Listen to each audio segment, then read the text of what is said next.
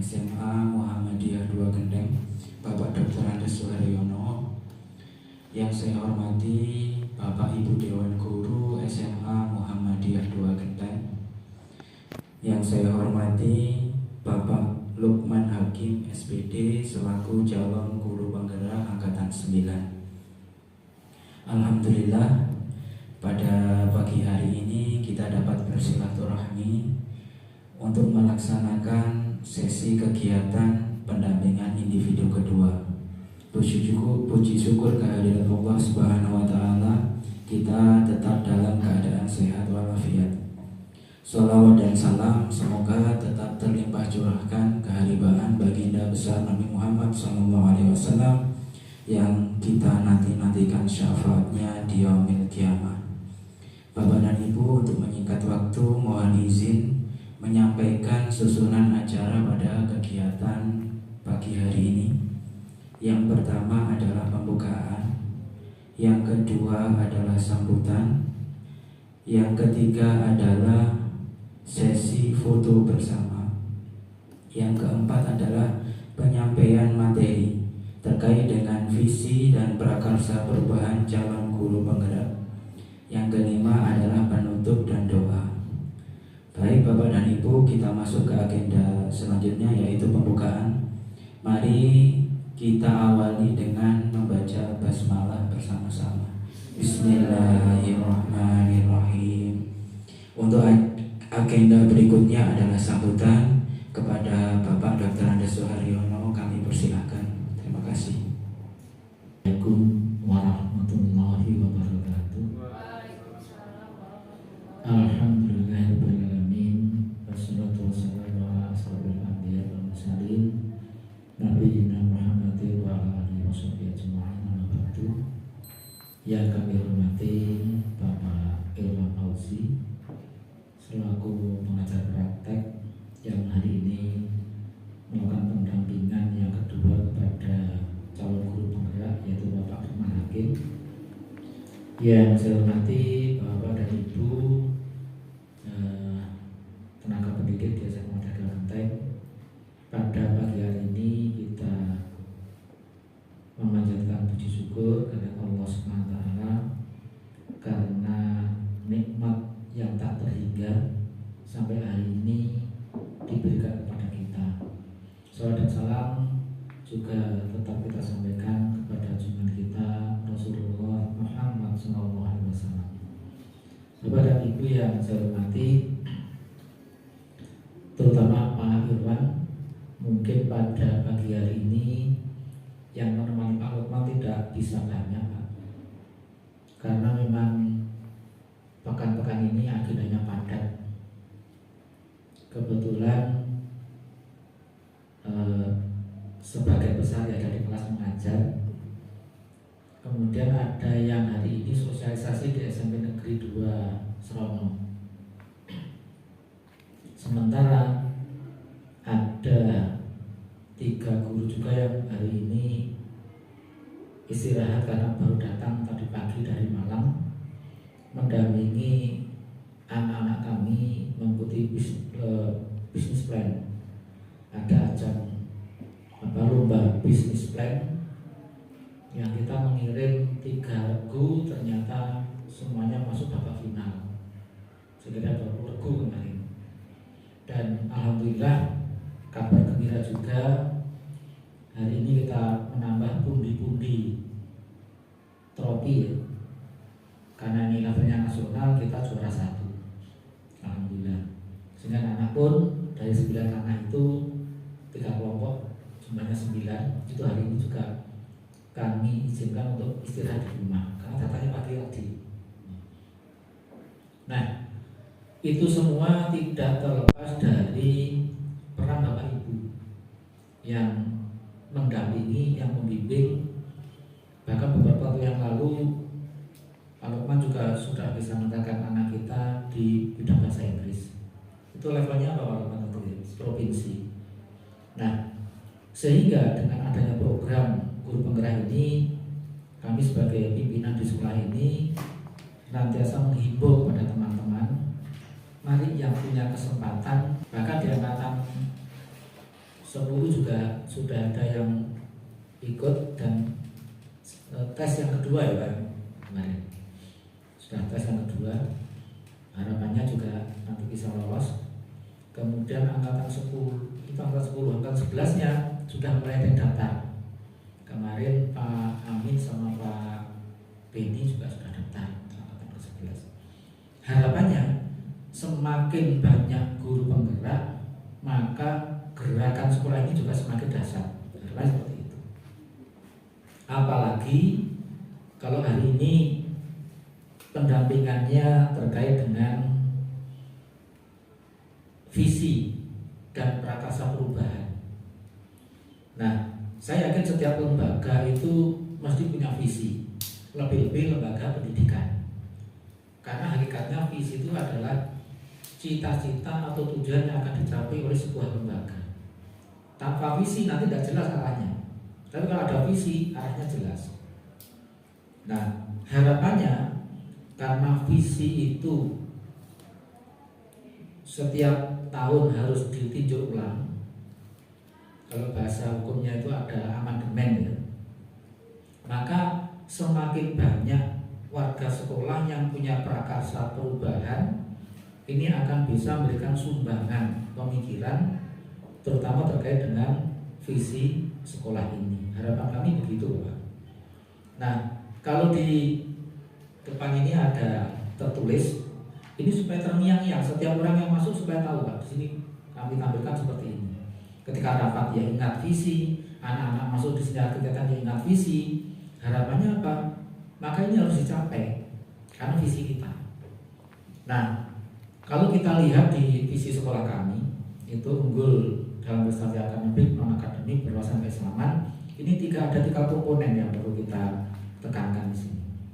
Ya berprestasi di bidang akademik seperti tadi pagi anak-anak pulang itu kan business plan.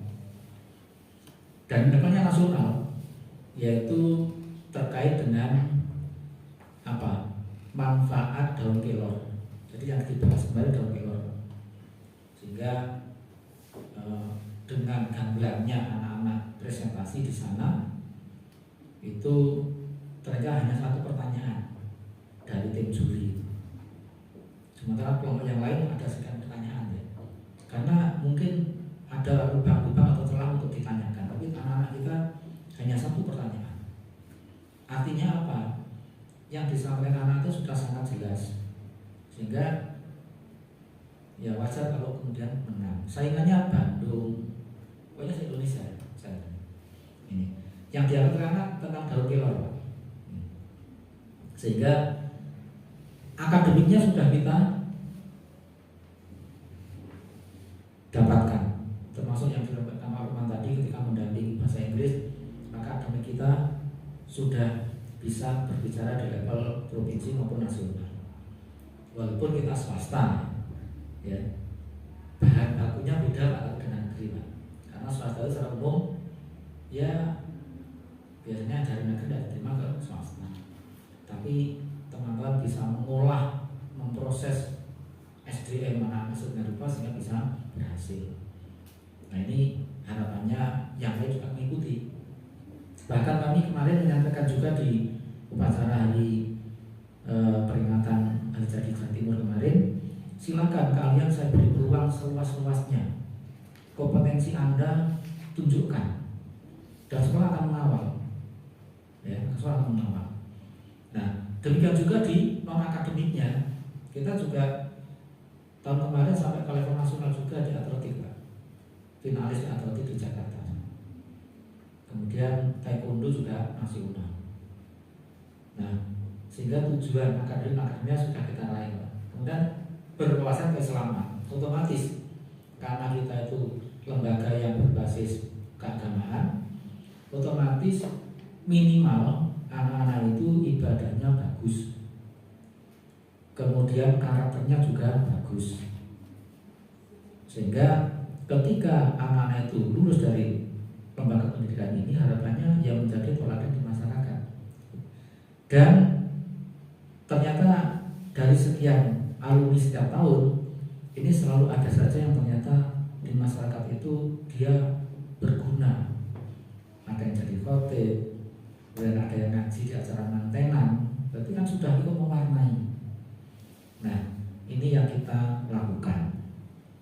Nah, kembali pada materi visi dan prasyarat perubahan ini, harapannya Bapak, ketika di sekolah kami itu banyak guru yang ikut dalam program bergerak, maka visi ini harus selalu ditinjau ulang, mengikuti kondisi perubahan zaman.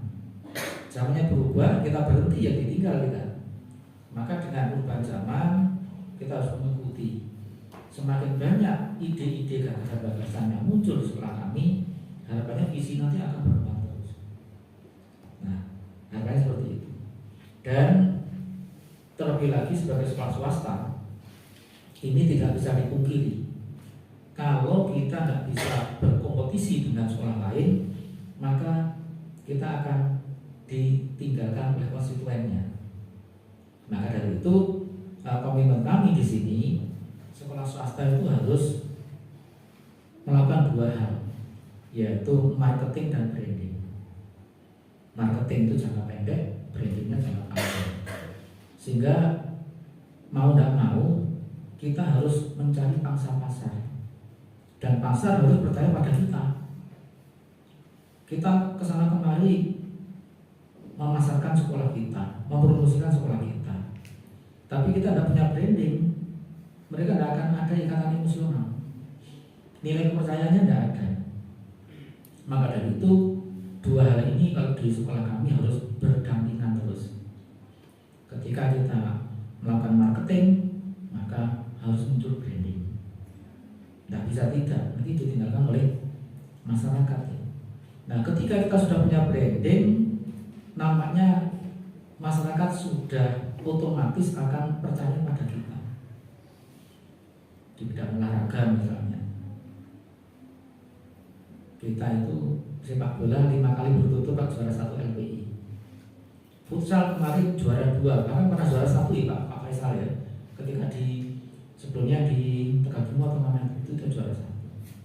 Kemarin final dalam rangka Piala DPRD itu kita juara 2. Dan bulan ini juga dalam SMA Award kita ditunjuk untuk mewakili Banyuwangi futsalnya itu.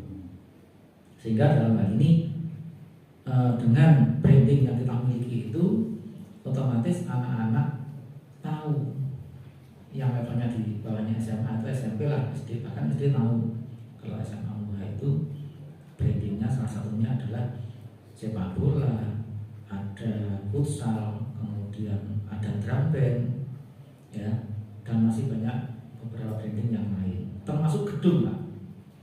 Termasuk gedung juga branding, karena sekolah yang tersebar di Banyuwangi ini tipe dan konstruksi bangunannya beda-beda. Maka dengan bangunan yang kita buat ini sekaligus juga branding. Mungkin untuk sekolah di Banyuwangi belum ada yang berlantai 3, itu SMA. Ada tapi yang mungkin di Cordova ada sekarang, Cordova ada. Tapi marketingnya belum ada, belum dilakukan. Brandingnya juga belum punya, hanya secara fisik brandingnya bagus, melihatnya Pak Menteri ya. Otomatis branding gedungnya fisiknya bagus, cuma branding yang lain belum ada, sehingga belum bisa mengangkat sekolah itu untuk tampil beda dibanding dengan sekolah lain. Jadi itu yang bisa saya sampaikan. Mudah-mudahan teman-teman yang sekarang lagi melaksanakan diklat CGP ini bisa berjalan dengan lancar. Dan sekali lagi kami sebagai pimpinan di sini terima kasih kepada Pak Irwan. Pengajar praktik saya yakni Bapak Irwan Fauzi SPD, kemudian Bapak fasilitator yaitu Bapak Khairul Faizin MPD. Next Pak Irwan. Baik Bapak Ibu, pada pagi hari ini, pada kesempatan hari ini akan ada beberapa hal yang saya sampaikan terkait diseminasi. Yang pertama adalah penyampaian modul 1.1 yakni filosofi pemikiran Ki Hajar Dewantara. Kemudian yang kedua adalah nilai dan peran guru penggerak, dan modul 1.3 yaitu adalah visi guru penggerak. Baik Bapak Ibu, untuk mempersingkat waktu kita langsung saja memasuki modul 1.1, yaitu adalah filosofi pemikiran Ki Hajar Dewantara. Bapak Ibu semuanya, perlu kita ketahui bahwasanya Ki Hajar Dewantara dikenal sebagai Bapak Pendidikan Nasional, yaitu beliau memiliki asas pendidikan, yaitu ada 2 asas pendidikan. Yang pertama adalah asas pendidikan Ki Hajar Dewantara, yaitu adalah pendidikan. Pendidikan di sini adalah tuntunan terhadap segala kekuatan kodrat anak agar selamat dan bahagia. Jadi Bapak Ibu guru, pada asas pendidikan ini kita memang dituntut untuk menuntun siswa kita agar mereka nanti mencapai apa yang mereka cita-citakan selama ini dengan selamat dan bahagia. Kemudian asas yang kedua yaitu adalah pengajaran, di mana pada asas pengajaran ini yaitu adalah proses memberi ilmu. Jadi proses pentransferan ilmu dari panjenengan kepada siswa-siswi kita.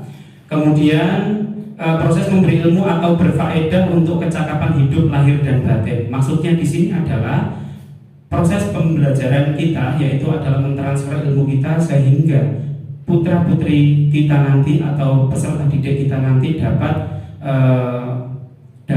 menggapai mimpinya dan juga dapat menggapai cita-citanya, sehingga ketika mereka nanti sudah selesai mengenyam pendidikan, mereka sudah memiliki yang namanya skill ataupun kemampuan dalam bermasyarakat. Jadi seperti itu. Kemudian Bapak Ibu, perlu kita ketahui bahwasanya di sini Ki Hajar Dewantara berpendapat yang pertama yaitu adalah pendidikan dan pengajaran adalah tempat persemaian benih-benih kebudayaan dalam masyarakat. Sedangkan pendapat yang kedua yaitu adalah pendidikan dan pengajaran adalah persiapan untuk kepentingan manusia baik bermasyarakat dan berbudaya. Maka perlu kita garis bawahi Bapak Ibu, pada pendapat dari Ki Hajar Dewantara tadi, kita memang sebagai seorang guru adalah tujuannya untuk mendidik dan mengajar dengan cara menuntun siswa kita agar siswa kita itu dapat menggapai mimpinya dengan selamat dan bahagia. Jadi seperti itu. Kemudian Bapak Ibu, Ki Hajar Dewantara juga menyatakan bahwasannya pendidikan itu harus menuntut. Maksudnya itu apa? Kalau seandainya kita gambarkan Bapak Ibu, guru itu bagaikan petani atau tukang kebun. Jadi kita yang mengolah kebunnya, sedangkan murid itu adalah biji tumbuhan. Kenapa kok demikian? Baik, kita analogikan saja. Bapak Ibu, kalau seandainya pada atau seorang petani memiliki biji tumbuhan yang berkualitas bagus, namun si petani itu tidak dapat mengolah biji tersebut, maka kualitas biji tumbuhan yang berkualitas itu pun kalau seandainya ditangani oleh petani yang kurang cakap mungkin, atau yang memiliki kemampuan yang tidak memiliki kemampuan untuk mengolah biji tersebut, maka nanti biji tersebut akan menjadi tumbuhan yang kurang maksimal juga, atau menjadi tumbuhan yang tidak berkualitas.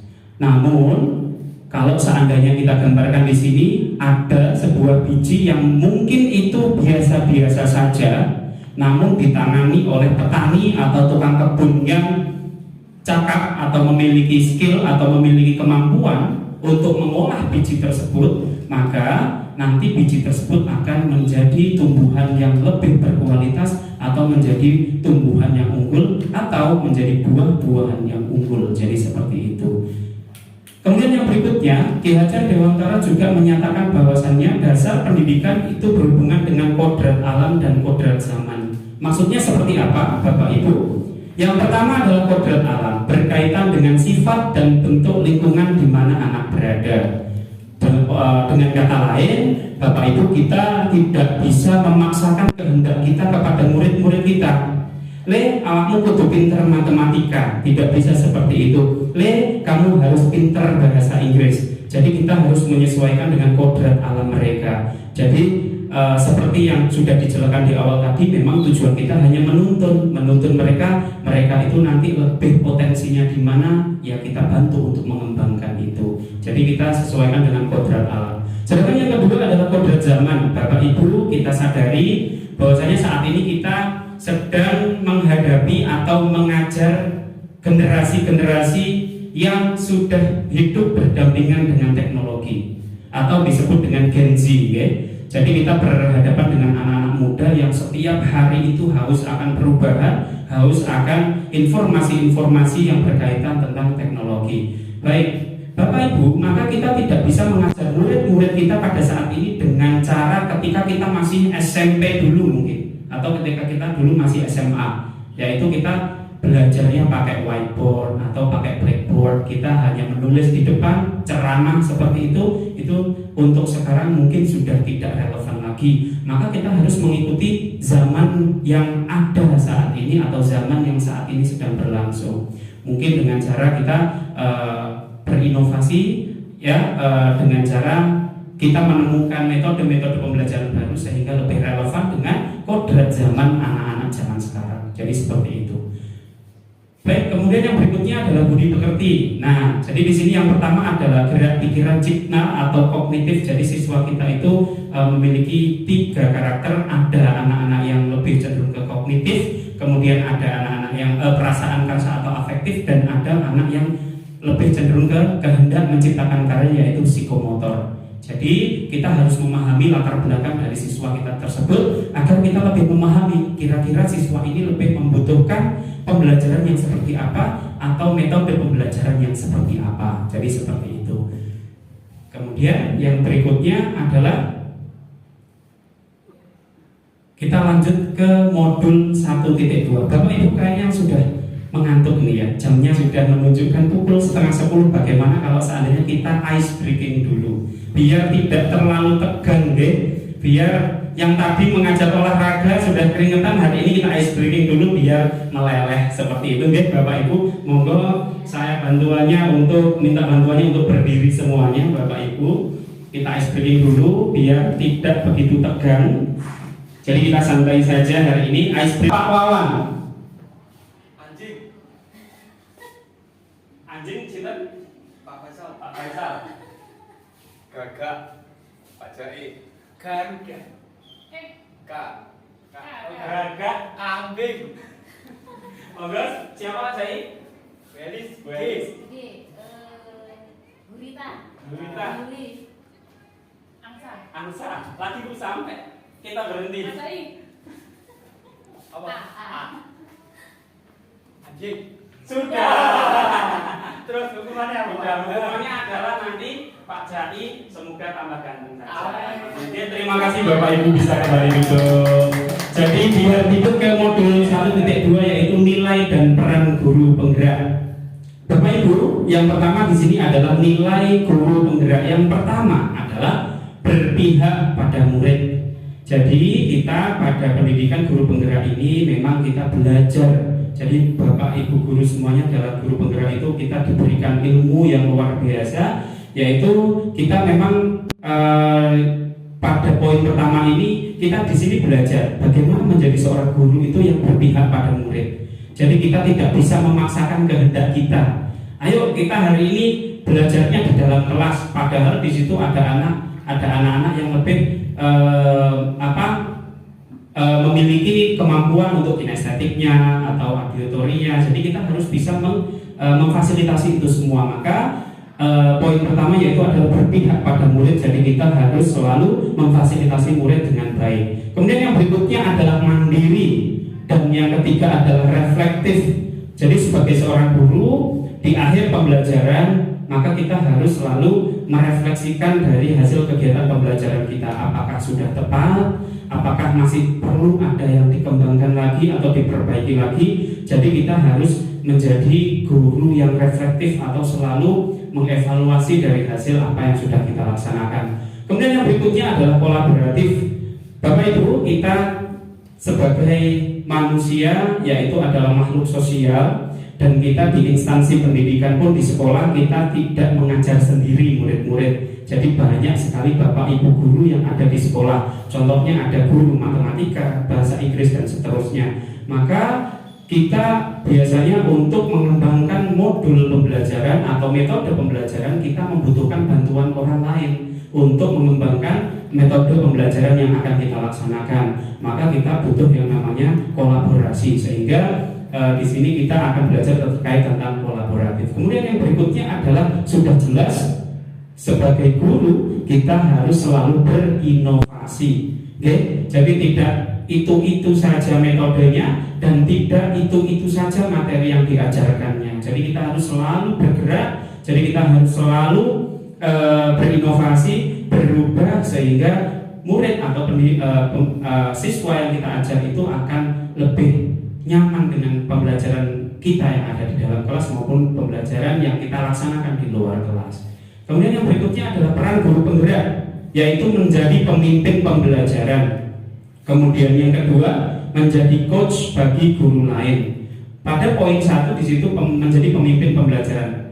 Betul. Jadi kita memang sebagai seorang guru harus mampu untuk menjadi seorang pemimpin pembelajaran, dan juga sebagai manusia, sebagai guru yang kita itu tidak mengajar sendiri di sebuah instansi, maka kita harus menjadi coach sebagai guru lain. Contoh, ada guru nih yang sudah senior, beliau atau mereka tidak mengetahui terkait teknologi-teknologi yang baru, maka kita selaku guru penggerak harus kita bisa memberikan contoh atau bisa memberikan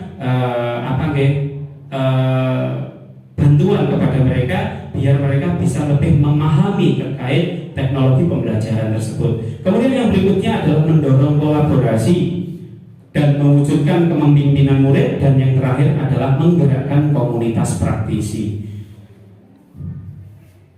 Baik, Bapak Ibu, perlu kita ketahui pada kurikulum Merdeka ada beberapa target atau beberapa keinginan dari negara, yaitu untuk menciptakan atau untuk menelurkan siswa-siswa yang memiliki profil pelajar Pancasila. Yang pertama adalah yaitu siswa yang beriman, bertakwa kepada Tuhan Yang Maha Esa, dan berakhlak mulia. Ini semua adalah impian kita untuk memiliki siswa yang beriman, bertakwa, kemudian berakhlak mulia. Jadi itu adalah impian semua guru. Kemudian yang kedua adalah berkebinekaan global, dan yang ketiga adalah gotong royong. Bapak Ibu, kita ketahui saat ini mungkin sikap atau sifat gotong royong itu sudah mulai memudar kepada anak-anak kita.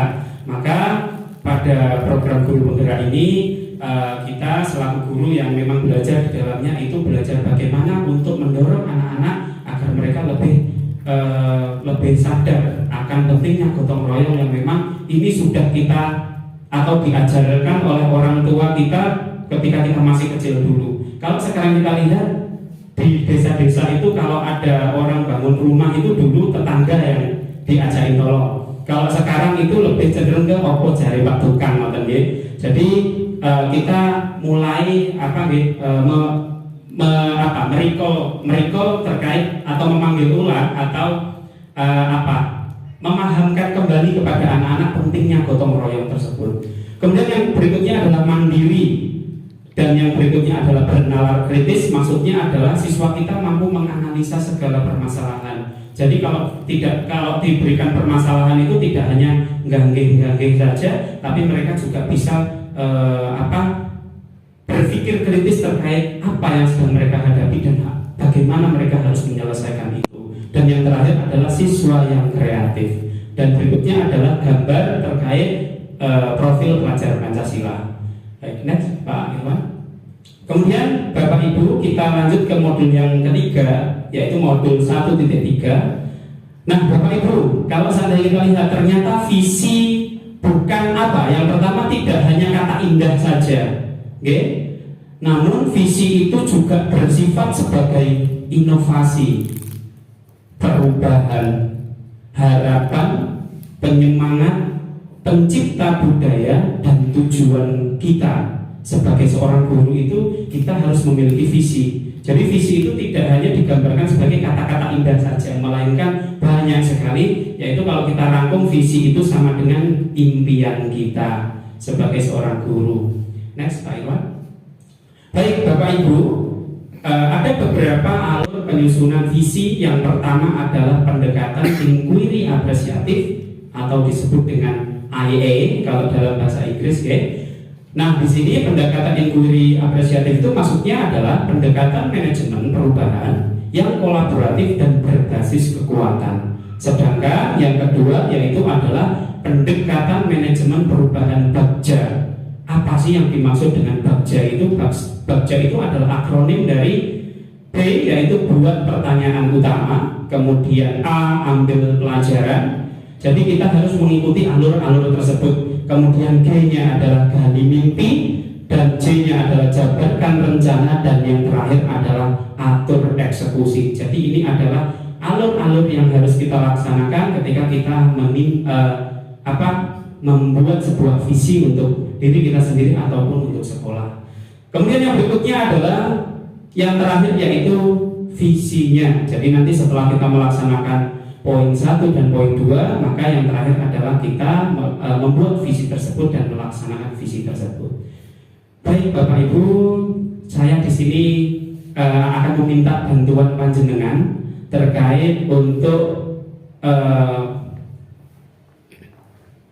modul 1.4 ini yang terkait visi. Baik, di sini ada kalimat rumpang yang harus panjenengan jawab, ya.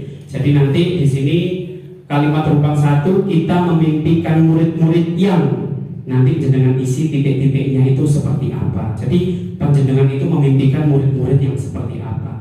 Kemudian nanti ditulis pada post-it ini, kemudian nanti ditempelkan pada kertas yang sudah saya sediakan di whiteboard tersebut. Jadi seperti itu. Nanti saya beri waktu untuk pengisiannya 2 menit. Oke, 2 menit ya Pak Irwan, sudah cukup ya? Baik.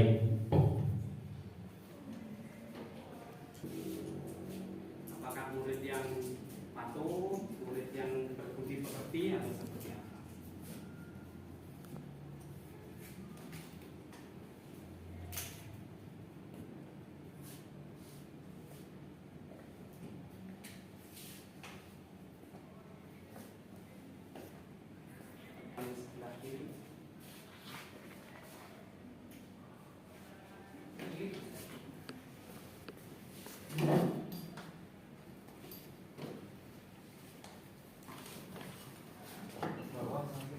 Boleh monggo Pak. Sekreatif panjenengan.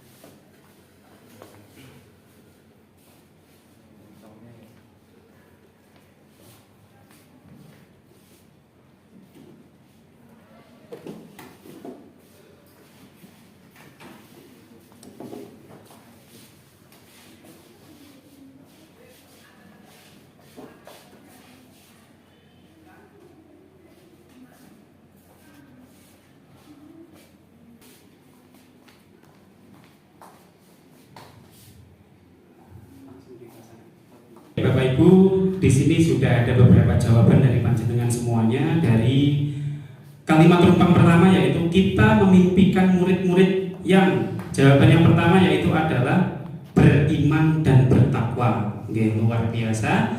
Kemudian yang berikutnya adalah berakhlak mulia, berani mengeluarkan pendapat dan kritik, memandang masa depan. Kemudian jawaban yang ketiga adalah aktif, selalu berinovasi dan bahagia. Oke. Kemudian dan yang keempat adalah mampu beradaptasi dengan perkembangan zaman dengan memanfaatkan teknologi sebaik-baiknya. Dan yang terakhir adalah memiliki budi pekerti yang luhur, beriman dan bertakwa kepada Tuhan Yang Maha Esa, saling menghormati antar siswa dan guru. Luar biasa dan sangat hebat sekali. Tepuk tangan untuk jawaban Bapak Ibu panjenengan terkait kalimat rumpang 1. Kita lanjutkan di kalimat rumpang yang kedua. Baik Bapak Ibu, pada kalimat rumpang yang kedua, di situ kita percaya bahwa murid adalah, oke, jadi saya berikan post-it lagi, jenengan tulis terkait jawabannya apa, nanti jenengan tempelkan di kertas, di papan yang sudah saya siapkan.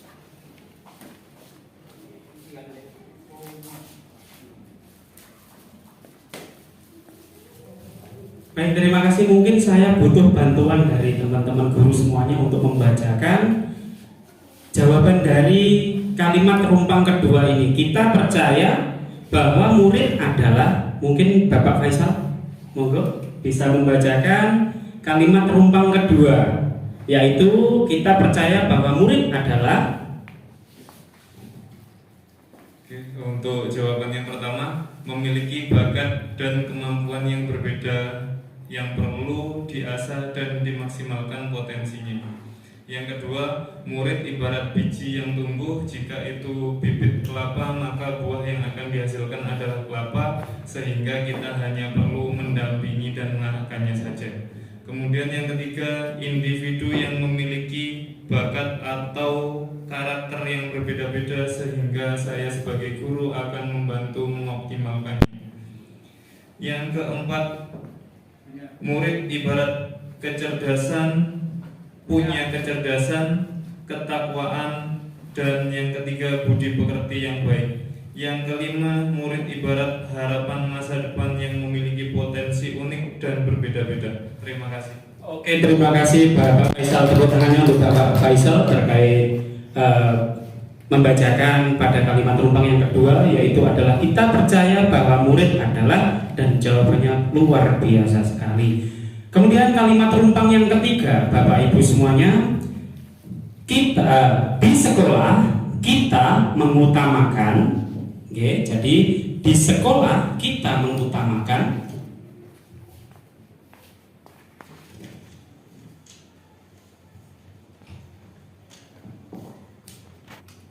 di sekolah di sekolah kita mengutamakan. Monggo setelah selesai sama, yaitu ditempelkan di sebelahnya kertas pada pertanyaan yang kedua tadi.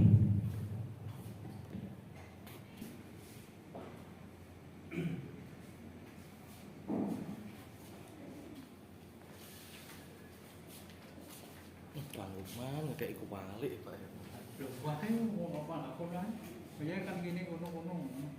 Pak masih banyak. Masuknya oke.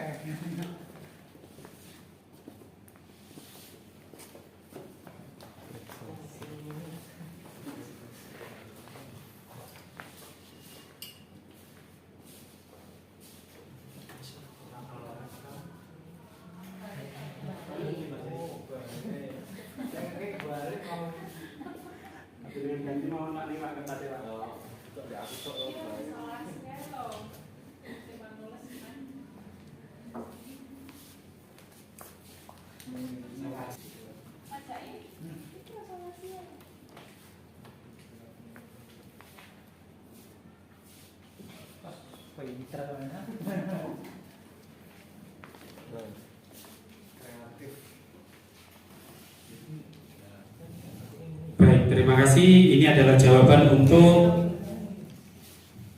kalimat rumpang yang ketiga. Kali ini tadi sudah minta bantuan kepada bapak-bapak, sekarang bantuannya kepada ibu-ibu untuk membacakan jawaban dari kalimat rumpang yang ketiga. Mungkin salah satu Bu Yuli atau Bu Elis, monggo. Bu Elis, monggo.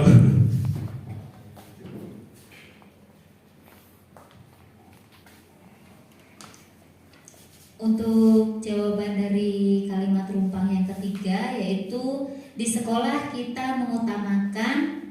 Untuk jawaban yang pertama adalah peningkatan keterampilan siswa atau soft skill. Kemudian jawaban yang kedua, kepentingan murid adalah segalanya. Kemudian yang ketiga, pendidikan karakter untuk menciptakan atau mewujudkan murid yang memiliki profil pelajar Pancasila. Kemudian yang keempat, kepentingan peserta didik. Dan yang terakhir adalah pembelajaran yang nyaman, senang, dan gembira. Terima kasih. Baik, tepuk tangan untuk Bu Elis dan terima kasih banyak atas jawaban untuk kalimat rumpang yang ketiga. Baik, kita lanjut ke kalimat rumpang yang keempat. Oke, Bapak Ibu ini masih banyak, jadi monggo bisa disambil kudapan yang sudah disediakan. Jadi ini adalah pertanyaan yang keempat, yaitu adalah murid di sekolah kita sadar betul bahwa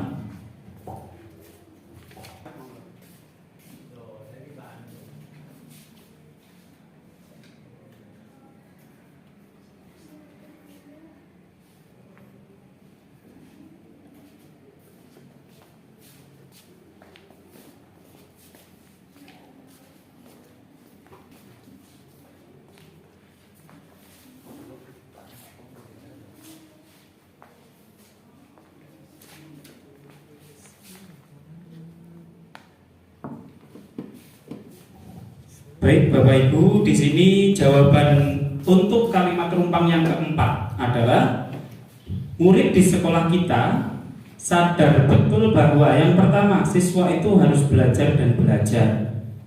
Kemudian guru adalah panutan dari peserta didik. Yang ketiga adalah keimanan menjadi pegangan, kedisiplinan menjadi kewajiban, gotong royong menjadi gaya hidup. Kemudian yang berikutnya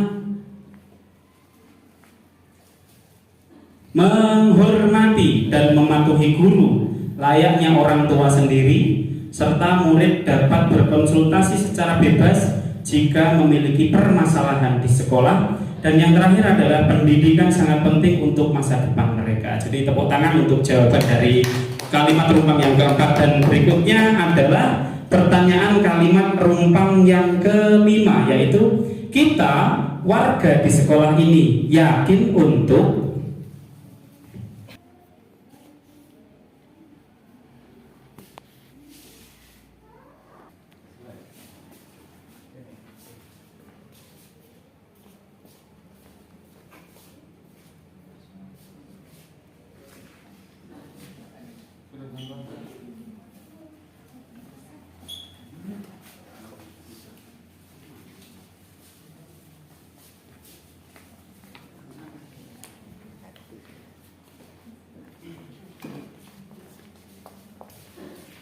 seperti itu.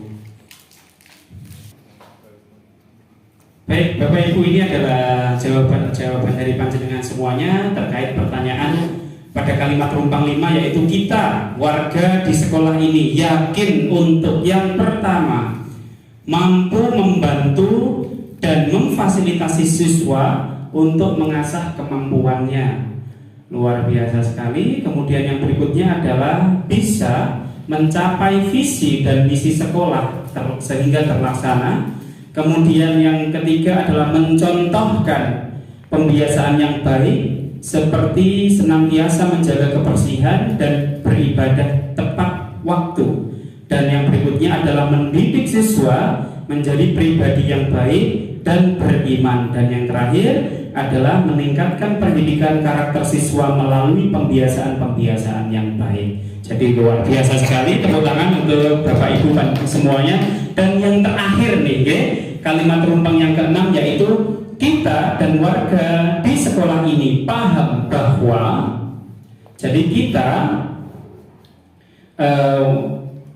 dan warga di sekolah ini paham bahwa jadi monggo jawabannya bisa ditulis.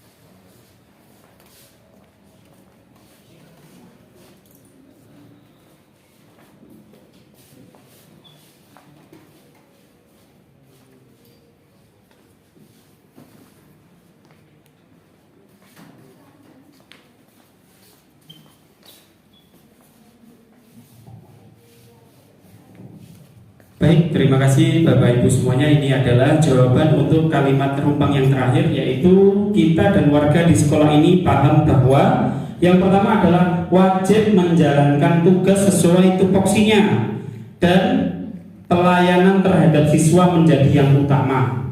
Oke. Kemudian yang kedua adalah setiap individu berbeda-beda tapi harus menyatu untuk kebersamaan.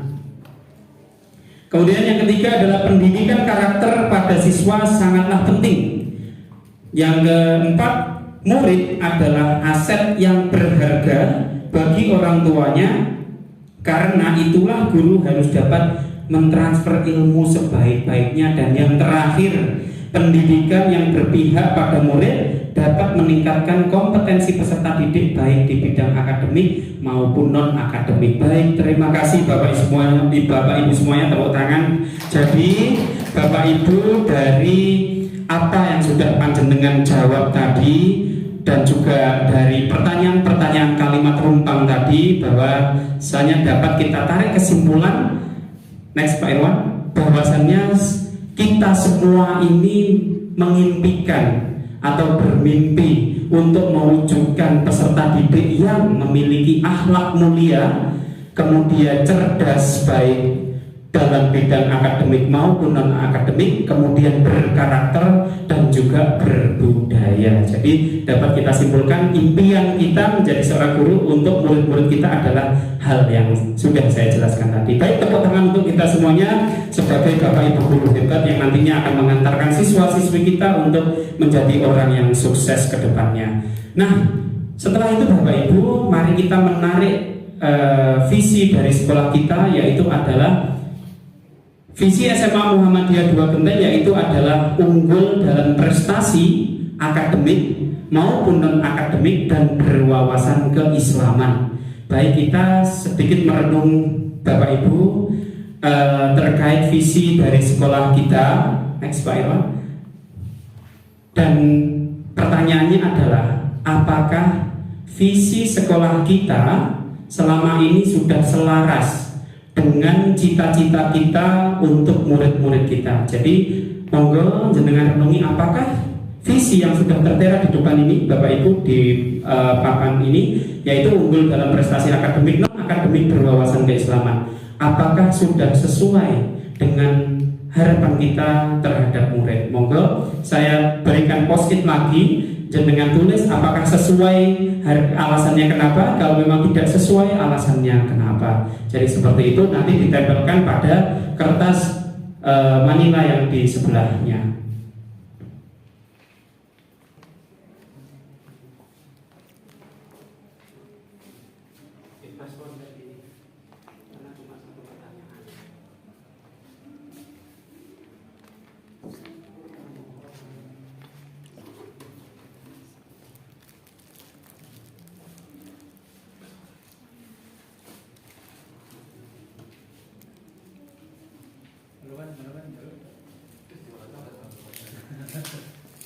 Tulis Pak, jadi gambar.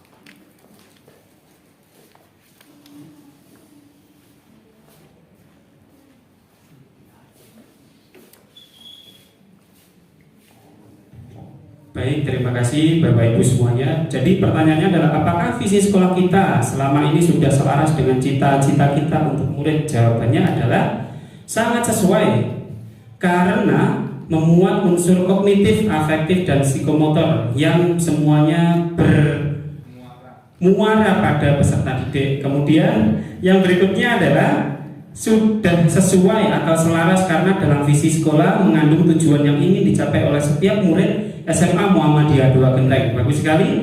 Dan yang berikutnya adalah visi sekolah sudah selaras.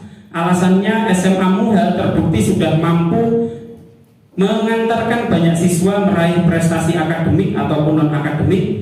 Kemudian yang berikutnya sudah selaras, hanya perlu konsisten dalam pelaksanaannya saja. Dan yang berikutnya selaras karena anak-anak berprestasi dan beriman. Jadi luar biasa sekali. Kesimpulannya adalah visi sekolah kita sudah selaras, ya. Jadi yang berikutnya adalah tadi di feedbacknya nanti dituliskan manual Pak Irwan, ya.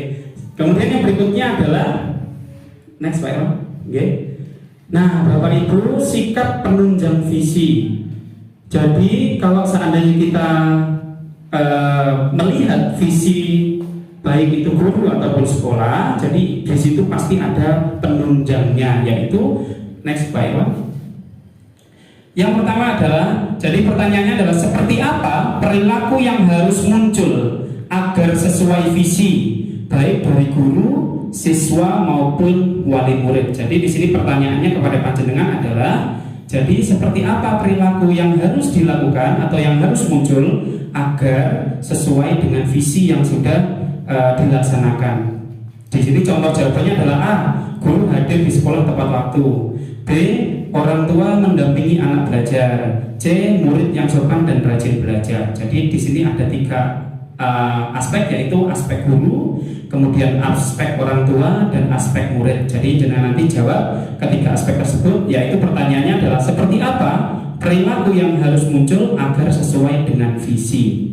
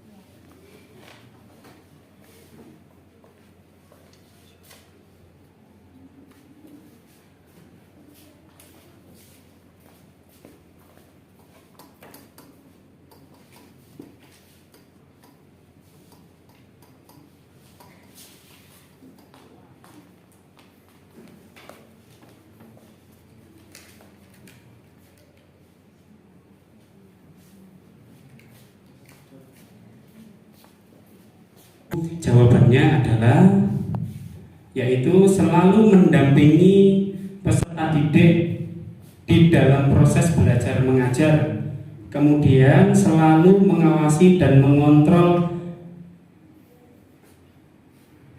keseharian siswa saat di sekolah dan di masyarakat, kemudian harus yakin bahwa tugas mereka di sekolah untuk belajar. Jadi ini adalah 3 aspek jawaban tadi, yaitu dari segi guru, kemudian dari segi wali murid, dan juga dari segi murid itu sendiri. Dan jawaban yang kedua yaitu adalah dari segi guru, datang ke sekolah tepat waktu atau tidak terlambat, bertutur kata yang baik terhadap siswa. Jadi ini mungkin adalah sikap yang dapat selaras dengan visi. Kemudian yang berikutnya adalah membantu anak mematuhi jadwal belajar ketika di rumah, beribadah tepat waktu sehingga anak mencontoh, dan sopan santun. Kemudian jawaban dari murid adalah sopan santun terhadap guru, mengikuti segala bentuk kegiatan keagamaan di sekolah.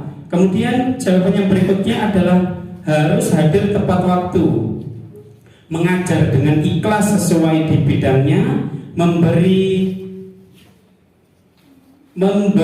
nasihat untuk belajar. Kemudian dari sisi orang tua yaitu mengontrol anak masuk mengontrol anak masuk atau tidak, kemudian mendorong anak untuk belajar yang giat, kemudian harus hadir tepat waktu, belajar, berdoa dan berikhtiar.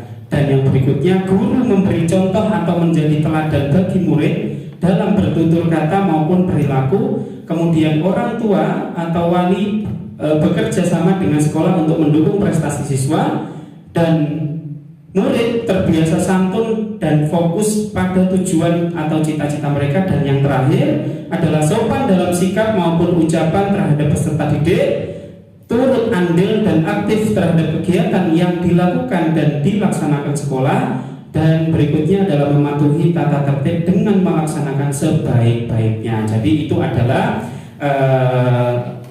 Bapak Ibu, sikap yang nantinya dapat menunjang dari visi tersebut. Kemudian Bapak Ibu, sebelumnya Pak Irwan, yang berikutnya adalah, jadi ini adalah inisiatif atau prakarsa perubahan yang dapat dilakukan untuk mewujudkan perilaku yang mencerminkan visi sekolah.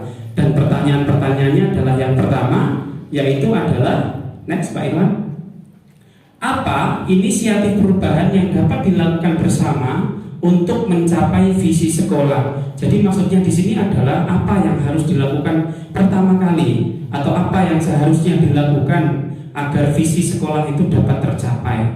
Jadi apakah kerjasama ataupun bagaimana, nanti jenengan tulis jawabannya di post-it yang saya berikan.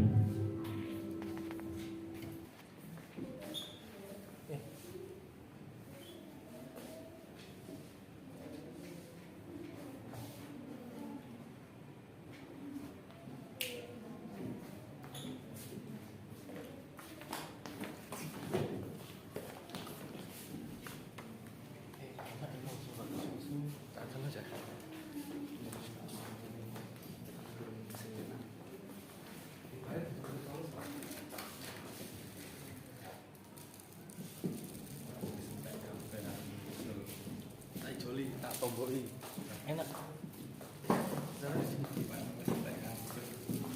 Ya Allah, cek tahu lalu.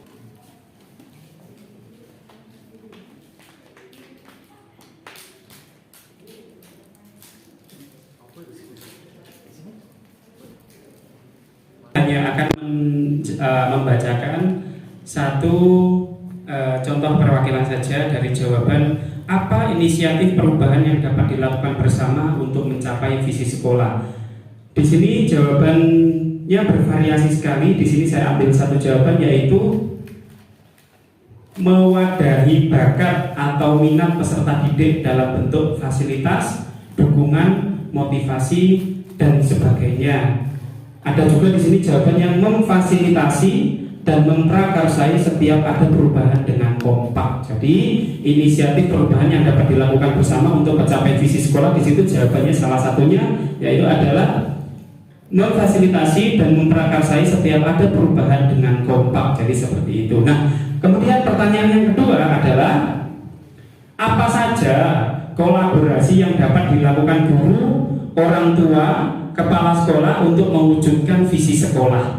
Jadi kira-kira apa nih bentuk kolaborasi yang dapat dilakukan untuk mencapai visi sekolah?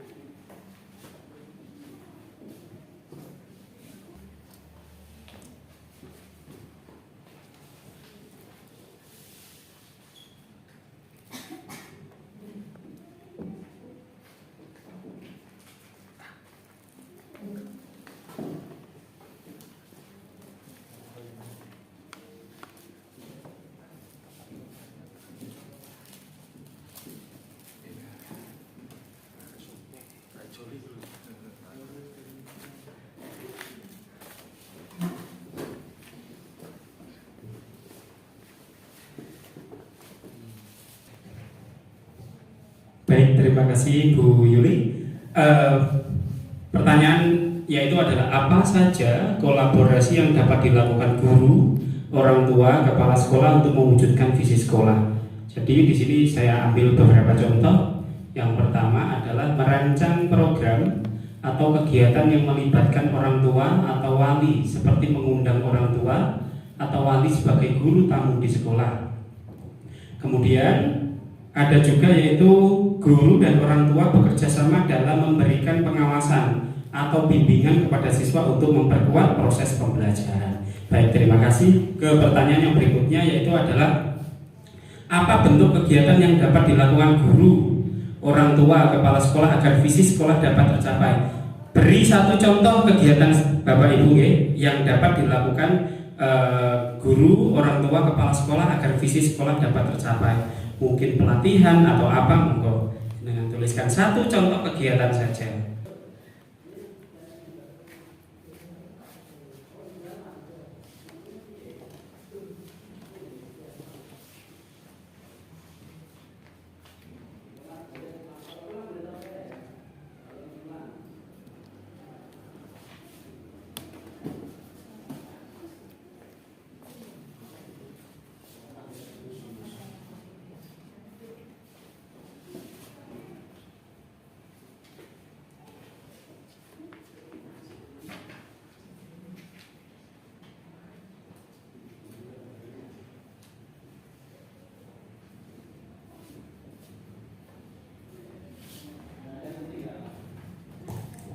Baik, jadi pertanyaannya adalah apa bentuk kegiatan yang dapat dilakukan guru, orang tua, jadi bentuk kegiatan kolaborasi antara guru, orang tua, kepala sekolah agar visi sekolah dapat tercapai. Ngoten nggih?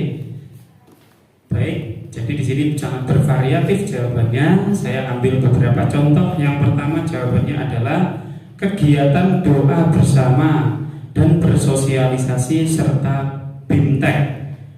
Kemudian kegiatan yang berikutnya adalah mengundang wali murid dan siswa untuk melakukan rapat koordinasi terkait apa yang perlu dicapai oleh sekolah. Dan yang terakhir mengadakan praktik penelitian misalnya di bidang pertanian atau perikanan. Siswa melakukan studi dengan mengunjungi orang tua atau wali yang berprofesi sebagai petani dan seterusnya. Jadi luar biasa sekali jawabannya, banyak sekali ide-ide yang dapat jenengan sampaikan Pak terkait pertanyaan yang sudah jenengan baca barusan. Nah, pertanyaan yang berikutnya adalah next Pak Irwan.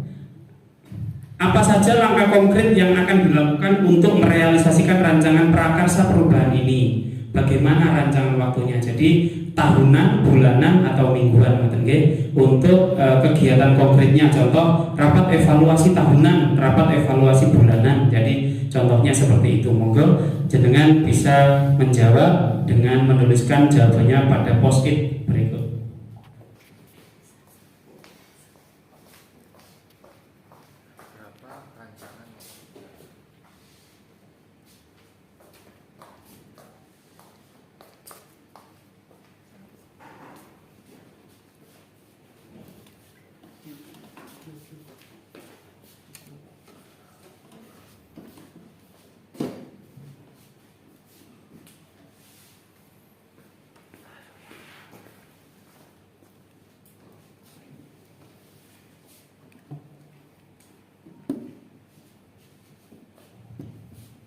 Baik, terima kasih Bapak Ibu. Berikut adalah jawaban dari pertanyaan apa saja langkah konkret yang akan dilakukan untuk merealisasikan rancangan prakarsa perubahan ini dan bagaimana rancangan waktunya. Jadi di sini membagikan surat edaran terhadap wali murid dalam kurun waktu 3 bulan sekali dan tetap membagikan informasi harian terkait kehadiran siswa.